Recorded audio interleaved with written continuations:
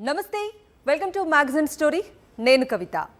వంచన, కుట్ర, మోసం, దగ, కుయుక్తి, పన్నాగం, ద్రోహం, కపటత్వం, వెన్నుపోటు, కుటిలత్వం, ఇలా ఎన్ని పదాలనైనా ఉపయోగించండి. వీటన్నింటినీ అటు రాజకీయాల్లోనూ ఇటు పరిపాలనలోనూ సమర్థవంతంగా వాడేయగల పొలిటికల్ పర్సనాలిటీ దేశంలో ఒకే ఒకటి ఉంది. ఆయనే చంద్రబాబు నాయుడు. ఎన్నికలకు ముందు ఎన్ని హామీలు ఇచ్చారు, ఎన్నెన్ని మాటలు చెప్పారు, అరచేతిలో వైకుంఠం చూపించారు కదా. మరి గెలిచిన తర్వాత చేస్తుందేంటి? ఇంటింటికి నరకాన్ని పరిచయం చేస్తున్నారు. అబద్ధాలకు రెక్కలు కడుతున్నారు. రెడ్ బుక్ రాజ్యాంగం అమలు చేస్తున్నారు. హామీలను తుంగలో తొక్కేశారు. మనసు దగ, మాట దగ, పాలన దగా దగ. దీనిపైనే ఇవాల్టి మ్యాగజైన్ స్టోరీ. అఖిలాండ కోటి బ్రహ్మాండ నాయకుడు ఆ వెంకటేశ్వర స్వామి దివ్యప్రసాదం చుట్టూ చంద్రబాబు చేసిన కుట్రలు చూసి ప్రపంచవ్యాప్తంగా ఉన్న భక్తులంతా అసహ్యించుకున్నారు. తమ స్వార్థం కోసం రాజకీయాల్లోకి దేవదేవుణ్ణి లాగటం చూసి దేశమంతా విస్తుపోయింది. తమ ఆటవిక పాలన నుంచి ప్రజల దృష్టిని మళ్లించడానికి కలియుగ వైకుంఠం పవిత్రతనే దెబ్బతీయాలన్న ఆ కుతంత్రాన్ని చీకొట్టని మనిషే లేడు. ఇంత జరిగిన తర్వాత కూడా కూటమి ప్రభుత్వ తీరులో మార్పు రాలేదు. టీటీడీ భక్తుల సేవలో కన్నా టీడీపీ కండువాల సేవలోనే తరించాలి అన్నట్లుగా మరో ఘనకార్యానికి చంద్రబాబు శ్రీకారం చుట్టారు. ఆ ఏడుకొండల వాడి దర్శన భాగ్యం కోసం వచ్చే భక్తులకు కొత్త కష్టాల్ని తెచ్చిపెట్టబోతున్నారు. చంద్రబాబు వంచన రాజకీయాలకు తన మన భేదం లేదన్న సంగతి ప్రపంచం మొత్తానికి తెలుసు. కానీ తన మన భేదమే కాదు, చివరకు ఆ భగవంతుణ్ణి కూడా తన కుట్రల్లోకి లాగిపారేసే నీచ స్వభావాన్ని చూసి దేశమంతా విస్తుపోయింది. దశాబ్దాలుగా అలవాటైన పనే కదా. ఎవరినైనా సరే తన ప్రయోజనాల కోసం ముంచేయడం అనుకున్నారేమో. ఏకంగా ఆ దేవదేవుడి జోలికే వెళ్లారు చంద్రబాబు. ఏకంగా ఆ వెంకటేశ్వర స్వామి చుట్టూనే నీచ రాజకీయం చేసేశారు. తిరుమల దివ్య ప్రసాదం పవిత్రతనే అపవిత్రం చేసే మహాపాతకానికి ఒడిగట్టారు. జగన్ని అప్రతిష్ట పాలు చెయ్యాలన్న కుట్రతో ఎంత వేగంగా ఆ భగవంతుణ్ణి అపహాస్యం చేసే పాపానికి తెగబడ్డారో అంతే వేగంగా హిందూ సమాజం, దేశ ప్రజలు చంద్రబాబు పన్నాగాలను పసిగట్టేశారు. ఆ కలియుగ వైకుంఠం విశిష్టతని అపహాస్యం చేసిన నీచ రాజకీయ నాయకుడిగా తన పేరుని పాపపు అక్షరాలతో చరిత్రలో లిఖించుకున్నారు చంద్రబాబు. అక్కడితో అయిపోయిందా? అవలేదు.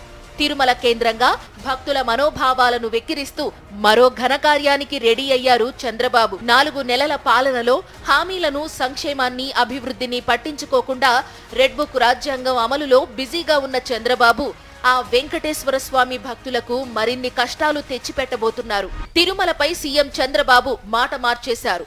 ఆ దేవదేవుడి సన్నిధిలో వీఐపీ కల్చర్ తగ్గిస్తానంటూ నెల క్రితమే చంద్రబాబు ప్రకటించారు.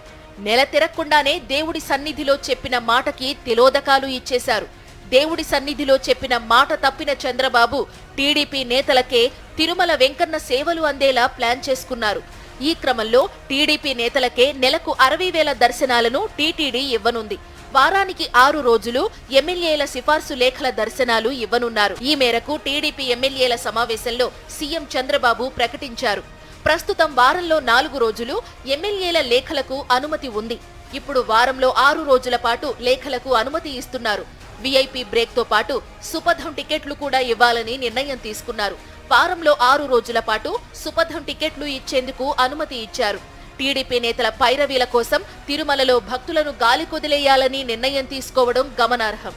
శుక్ర, శనివారాల్లో ఇక సామాన్య భక్తులకు కష్టాలు తప్పని పరిస్థితి నెలకొంది.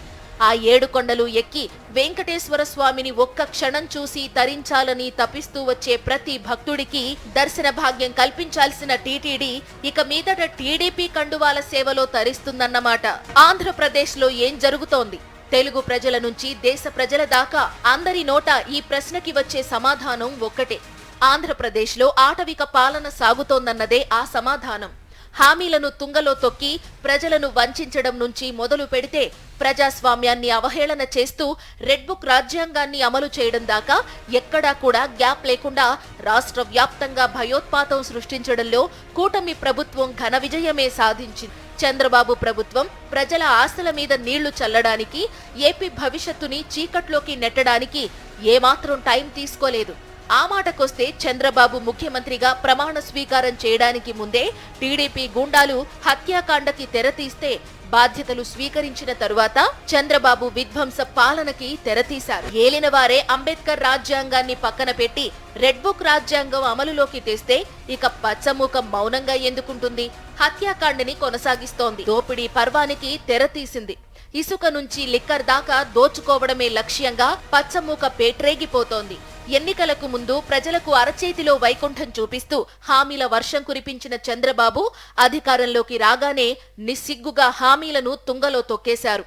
ఎన్నికలకు ముందు అబద్ధాలకు రెక్కలు కట్టి ఎన్నికలు ముగియగానే నిలువునా ముంచేశారు.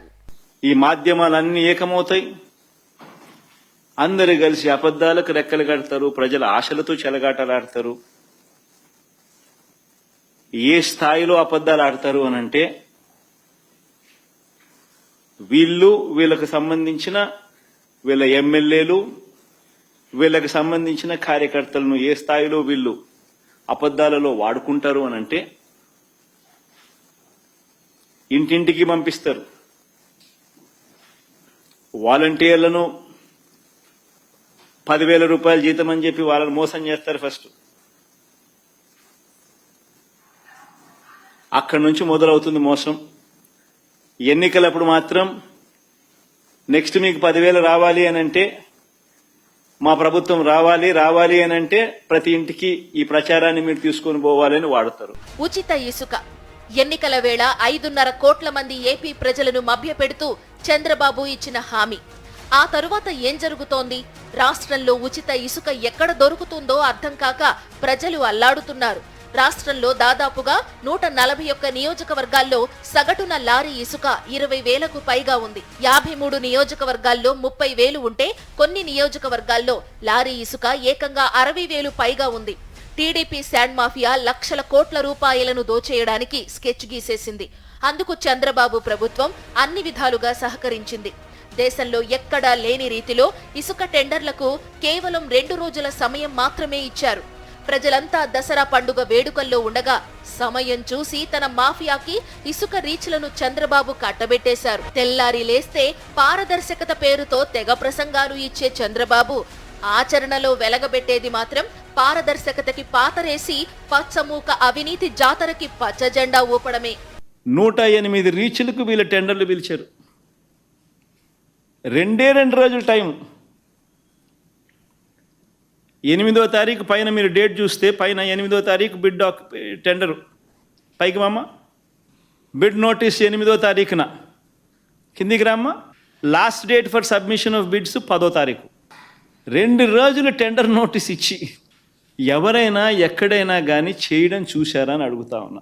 బయట వారికి ఛాన్స్ ఇవ్వకుండా అన్ని ఇసుక రీచులు తమ మాఫియా సభ్యులకే కట్టబెట్టడం, ఆ తరువాత నీకు ఇంత నాకు ఇంత అని పంచుకోవడం, ప్రభుత్వం దగ్గరుండి ఎల్లో ఫెలోస్ తో కలిసి దోచేసే కార్యక్రమం చేస్తోంది.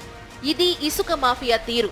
నిజానికి 2014 నుంచి 2019 మధ్య కాలంలో కూడా చంద్రబాబు దర్శక పర్యవేక్షణలో ఇదే రకమైన మోడస్ ఆపరాండా సాగింది.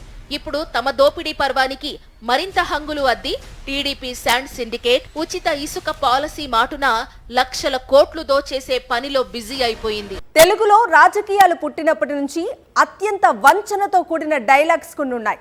అత్యంత కామెడీ డైలాగ్స్ కూడా అవే. ప్రజల కడుపు మండేలా చేసే డైలాగ్స్ కూడా అవే. నేను నిప్పుని, నేను నిప్పులా బతికాను, సంపద సృష్టించడం నాకు తెలిసినంతగా మరెవ్వరికీ తెలియదు, నన్ను మించిన విజనరీ దేశంలోనే లేరు. దశాబ్దాలుగా తెలుగు ప్రజలు వీటిని వింటూనే ఉన్నారు, నవ్వుకుంటూనే ఉన్నారు. ఏదో ఒక బలహీన క్షణంలో నమ్మి మోసపోతూనే ఉన్నారు. ఆ తర్వాత తాము చేసిన తప్పుకి తమను తామే తిట్టుకుంటూనే ఉన్నారు. మరోసారి ఇలాంటి కళ్ళబొల్లి కబుర్లు చెప్పి అధికారంలోకి వచ్చిన చంద్రబాబు యథావిధిగా ప్లేటు ఫిరాయించేశారు. 5.5 కోట్ల మంది ఏపీ ప్రజలను నిలువునా ముంచేశారు. 5 అంటే 5 నెలల కాలంలో ఆంధ్రప్రదేశ్ ని అరాచక ప్రదేశ్ గా మార్చేసిన చంద్రబాబు ప్రభుత్వం ఇసుక మాఫియాకి తోడుగా లిక్కర్ మాఫియాని తెరపైకి తెచ్చేసింది. ఒకసారి ఏపీలో మద్యం మాఫియాని చూస్తే చంద్రబాబు హయాంలో ఏ స్థాయిలో దోపిడీ జరిగిందో అర్థమవుతుంది. ఓవైపు మద్యం రేట్లు తగ్గిస్తామని చెప్తూ క్వాలిటీతో పాటు ప్రభుత్వానికి వచ్చే ఆదాయాన్ని తగ్గించడం, అదే సమయంలో డిస్టిలరీస్ కు వాల్యూమ్స్ పెంచి లంచాల రూపంలో దండుకుంటూ సొంత ఆదాయాన్ని పెంచుకోవటమే చంద్రబాబు కొత్త మద్యం పాలసీ. గతంలో మద్యం షాపులను ప్రభుత్వం నడిపినప్పుడు ప్రతిరోజు సాయంత్రానికల్లా ఆదాయం ప్రభుత్వ ఖాతాల్లో జమయ్యేది. కానీ ఈ రోజు మాఫియా ఖాతాల్లోకి వెళుతోంది. ప్రభుత్వ రంగంలో నడుస్తున్న షాపులను రద్దు చేసి ఇప్పుడు తమ మాఫియాకు కట్టబెట్టారు. ఒకవైపు టీటీపీ లిక్కర్ సిండికేట్ లో లేకుండా మద్యం షాపులు దక్కించుకున్న వారి నుంచి 30% కమిషన్ వసూలు చేస్తున్నారు. మరోవైపు ఎంఆర్పీపై 20 రూపాయల వరకు అధికంగా వసూలు చేస్తున్నారు. ప్రజల ఆదాయాన్ని దోచుకోవటమే కాదు, వారి ఆరోగ్యాలను నాశనం చేయడానికి కూడా చంద్రబాబు ప్రభుత్వం కంకణం కట్టుకుంది. 120 రూపాయలకు సప్లై చేసే లిక్కర్లో క్వాలిటీ ఉంటుందా? 99 రూపాయలకు సప్లై చేసే లిక్కర్లో క్వాలిటీ ఉంటుందా? అంటే ఆ లిక్కర్లో ఏం చేయబోతున్నాడు? సారాయిలో అంత రంగు పోసి బాటిల్లో పోసి అదే అమ్ముతాడా? ప్రజల జీవితాలతోనే కాకుండా ప్రజల ప్రాణాలతోనే అని చెలగాట మాడతాడా? చంద్రబాబు ప్రభుత్వ పాలన పగ్గాలు చేపట్టి 5 నెలలు అవుతుంది. ఈ 5 నెలల నుంచి బడ్జెట్ లేకుండానే పాలన సాగుతుంది. బడ్జెట్ ప్రవేశపెట్టడానికి కూడా ధైర్యం చేయలేని స్థితిలో చంద్రబాబు ఉన్నారు. ఎందుకంటే ఎన్నికల హామీల గురించి ఇప్పటికే ప్రజలు నిలదీస్తున్నారు, చీకొడుతున్నారు. ఇచ్చిన హామీలను చంద్రబాబు ప్రభుత్వం తుంగలో తొక్కేసింది, అందులో ఎలాంటి సందేహం లేదు. కానీ బడ్జెట్ ప్రవేశపెడితే ఏ పథకానికి ఎంత బడ్జెట్ కేటాయిస్తున్నామో చెప్పాలి. అప్పుడు ఎన్నికల వేళ ఇచ్చిన హామీల విషయంలో ప్రజలను మోసం చేసినట్లు అధికారికంగా ఒప్పుకున్నట్లవుతుంది. అందుకే కేవలం ఓటాన్ అకౌంట్ బడ్జెట్ తోనే చంద్రబాబు కాలక్షేపం చేస్తున్నారు. సంపద సృష్టించడం తెలిసిన పెద్ద మనిషికి బడ్జెట్ ను ప్రవేశపెట్టడం మాత్రం తెలియటం లేదు. దేశంలో అతి గొప్ప విజనరీ లీడర్ కి బడ్జెట్ ని రూపొందించడం చేత కావటం లేదు. ఈ 5 నెలలుగా ఎక్కడా కూడా సూపర్ 6 లేదు, సూపర్ 7 లేదు. చివరికి ప్రజలు సూపర్ 6ను సూపర్ 7ను అడుగుతారేమో అని భయపడి, నిలదీస్తారేమో అని భయపడి కనీసం బడ్జెట్ కూడా పెట్టలేని అసమర్థత ప్రభుత్వం ఈ రోజు నడుస్తా ఉంది. ఓటాన్ అకౌంట్ బడ్జెట్ తో నడుపుతా ఉన్న ప్రభుత్వం బహుశా దేశ చరిత్రలో ఏది ఉండదేమో. ఇన్ని నెలల పాటు ఓటాన్ అకౌంట్ తో నడుపుతా ఉన్న ప్రభుత్వం బహుశా ప్రపంచ చరిత్రలో ఏది ఉండదేమో, ఒక్క మన రాష్ట్రం తప్ప. ఎందుకు ఈయన బడ్జెట్ ప్రవేశపెట్టడం లేదంటే దానికి కారణం, బడ్జెట్ ప్రవేశపెడితే ప్రజలు నా సూపర్ 6 ఏమైంది, సూపర్ 7 ఏమైంది అని ప్రజలు అడుగుతారేమో అని, నిలదీస్తారేమో అని భయపడి కనీసం బడ్జెట్ కూడా ప్రవేశపెట్టలేని ప్రభుత్వం. కేవలం 5 నెలల కాలంలోనే ప్రజల ఆశల మీద ఎంత వేగంగా నీళ్లు చల్లారో అంతే వేగంగా పేదలు, మధ్యతరగతి ప్రజల భవిష్యత్తును వెక్కిరించడానికి రెడీ అయిపోయారు. ఎంత వేగంగా రాష్ట్రంలో రక్తపాతం సృష్టించారో అంతే వేగంగా ఆంధ్రప్రదేశ్ ఇమేజ్ ని డ్యామేజ్ చేయడంలో విజయం సాధించారు. పాలన అపారమైన అనుభవం ఉందని చెప్పుకునే చంద్రబాబు కేవలం 5 నెలల వ్యవధిలోనే ఇది ముంచే ప్రభుత్వం అని 5.5 కోట్ల మంది ప్రజల చేత అనిపించగలిగారు. ఒకసారి నమ్మి మోసపోయిన ప్రజలను మళ్ళీ నమ్మించి మోసం చేయటంలో స్కిల్. ఓట్లేసిన పాపానికి ప్రజల నోట్లో మట్టి కొట్టడంలో మహాముదుర్లకే మతి పోగొట్టే స్కిల్. స్కీమ్ల లెక్కన స్కామ్లు చేసేసి హైటెక్ సీఎం ముసుగేసుకోవటంలో స్కిల్. ఎన్నికల తర్వాత హామీల తెప్ప తగిలేయటంలో తలపండిన రాజకీయ నేతలనే తలదన్నే రేంజ్లో స్కిల్. చివరకు స్కిల్ స్కామ్లో ఒకవైపు ఈడీ ఆస్తులు అటాచ్ చేస్తుంటే మాకు క్లీన్ చిట్ ఇచ్చేసిందాహో అని ఎల్లో మీడియాలో ఊదరగొట్టించడంలో గోబెల్స్ చేత కూడా గగ్గోలు పెట్టించే స్కిల్. ఇన్ని స్కిల్స్ అన్ని పాలకుల దగ్గర ఏడ్చినప్పుడు ఇక ఆ రాష్ట్రంలో ప్రజా సంక్షేమం గురించి, అభివృద్ధి గురించి, శాంతి భద్రతల గురించి మాట్లాడుకోవటం అవివేకం కాక మరేంటి? చంద్రబాబు అనగానే దేశ ప్రజలకు కుట్రలు, వెన్నుపోట్లు, స్కామ్లు ఒకదాని వెంట ఒకటిగా గుర్తొస్తాయి. 2014 నుంచి 5 ఏళ్ల పాటు చంద్రబాబు చేసిన అనేక స్కామ్లలో స్కిల్ స్కామ్ చాలా ప్రత్యేకమైంది. ఆయన్ను జైలుకు పంపింది కూడా ఈ స్కామే. నిరుద్యోగ యువతలో నైపుణ్యాల అభివృద్ధి చేసి వారికి ఉపాధి అవకాశాలు దక్కేలా చేయటానికని చెప్పి ఏపీ స్కిల్ డెవలప్మెంట్ కార్పొరేషన్ లో ఓ ఆపరేషన్ డిజైన్ చేశారు నాటి పాలకులు. జర్మనీకి చెందిన సీమెన్స్ కంపెనీతో 3,300 కోట్ల రూపాయలకు ఓ భారీ ప్రాజెక్టుకు ఒప్పందం చేసుకున్నట్లుగా అప్పట్లో ప్రభుత్వం ప్రకటించింది. దీని ప్రకారం ఇందులో 90% నిధులను సిమెన్స్ సంస్థ సమకూరిస్తే కేవలం 10% మొత్తాన్ని రాష్ట్ర ప్రభుత్వం తన వాటాగా పెట్టుబడి పెట్టాలన్నది ఒప్పందం. అయితే సిమెన్స్ సంస్థ ఒక్క పైసా కూడా విడుదల చేయకుండానే రాష్ట్ర ప్రభుత్వం ఆగమేఘాల మీద 371 కోట్ల మొత్తాన్ని రాష్ట్ర ప్రభుత్వం మంజూరు చేసేయటం, కేబినెట్ ఆమోదం ఇచ్చేయటం, డొల్ల కంపెనీలకు కట్టబెట్టేయటం అన్ని కూడా చకచక జరిగిపోయాయి. ఈ స్కామ్ కు సంబంధించి తాజాగా shell company design tech MD Vikas Vinayak Khanvilkar, అప్పటి Siemens company India MD Suman బోస్లకు చెందిన 23,54,00,000 రూపాయల స్థిర చరాస్తులను ఈడీ జప్తు చేసింది. ఇక్కడే చంద్రబాబు అండ్ కో తమదైన స్కిల్ ని మరోసారి ప్రదర్శించి అడ్డంగా దొరికిపోయారు. ఓవైపు ఈడీ స్కిల్ స్కామ్ కేసులో రెండో విడత కూడా ఆస్తులను జప్తు చేస్తే అటు ఎల్లో మీడియా, ఇటు టీడీపీ సోషల్ మీడియా అబద్ధాలకు రెక్కలు కట్టేశారు. స్కిల్ స్కామ్ లో చంద్రబాబుకు ఈడీ క్లీన్ చిట్ ఇచ్చిందహో అంటూ నిస్సిగ్గుగా గోబల్స్ ప్రచారం చేసేశారు.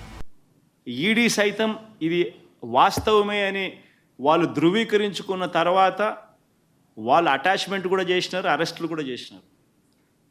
కానీ చంద్రబాబు నాయుడు ఏమంటాడు? లడ్డూల విషయం మాదిరిగా అనిపించడం లేదా మీకు? అబద్ధానికి రెక్కలు కట్టే విషయంలో ఒక అబద్ధానికి రెక్కలు కట్టడం అన్నది నిజంగా అది లడ్డూల విషయం కానీ, అది ఈ మాదిరిగా ఈడీ అటాచ్మెంట్లు కానీ, ఇసుక కానీ, మద్యం కానీ తప్పులన్నీ చేస్తారు, మళ్ళీ అబద్ధాలకు రెక్కలు కడతారు. అసలు నిజంగా వీళ్ళు మనుషులేనా? 5 నెలల కాలంలో కొత్తగా ఒక పథకాన్ని ప్రారంభించలేదు. జగన్ హయాంలో కొనసాగిన పథకాలను కొనసాగించలేదు. మంగళవారాన్ని అప్పుల వారంగా మార్చేసి వేల కోట్ల రూపాయల అప్పులు తేవటం మినహా అభివృద్ధి దిశగా రాష్ట్రంలో జరిగింది శూన్యం. మరి 5 నెలల్లో చంద్రబాబు ప్రభుత్వం చేసిందేంటి?